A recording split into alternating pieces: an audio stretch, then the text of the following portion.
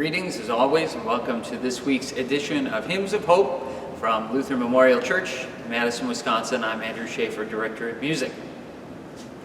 This week, last week I should say, we took a look at Sweet Hour of Prayer, a hymn that actually does not appear in any Lutheran book, but we're heading back to familiar territory and exploring a hymn that is near and dear to many in this congregation, I should say, Abide with Me.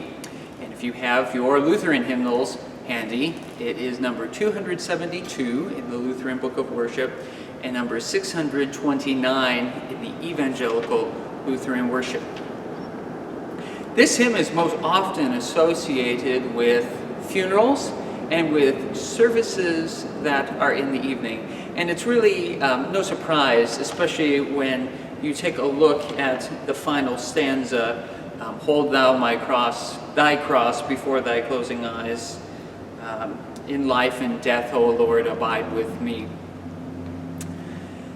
This was written by Henry Francis Lyte, who is an Anglican priest. And he wrote this actually when he was dying of tuberculosis.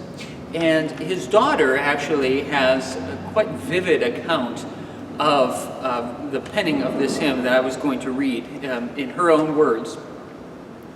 The summer was passing away, and the month of September, that month in which he was once more to quit his native land, arrived. And each day seemed to have a special value as being one day nearer his departure. His family were surprised and almost alarmed at his announcing his intention of preaching once more to his people. His weakness and the possible danger attending the effort were urged to prevent it, but in vain.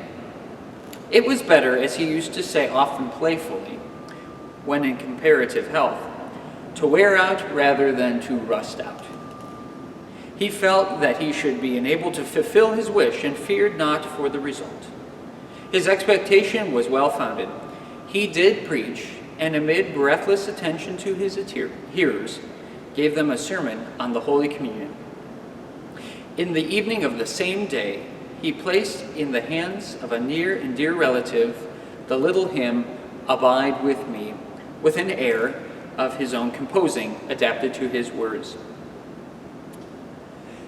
This hymn is based on Luke 24, verse 29, which is a story of the post-resurrection story of Emmaus. And the verse reads, "But they constrained him, saying, Abide with us, for it is toward evening, and the day is far spent. And he went in to tarry with them." As I mentioned before, this hymn is often sung at funerals and in evening services, but there's no real reason that it should be. And if you look at the text, every stanza ends with a plea and a petition to God. I'll read them to you here. Help of the helpless, O abide with me. Second stanza, O thou who changest not, abide with me. Through cloud and sunshine, O abide with me. I triumph still if thou abide with me. In life and death, O Lord, abide with me. He intended this hymn to be a study of God's presence and a plea for God's presence in all phases of life, not just in death. And as you listen to this wonderful setting I'm about to play by American composer Dale Wood, I hope that you will indeed feel God's presence in all aspects of your life.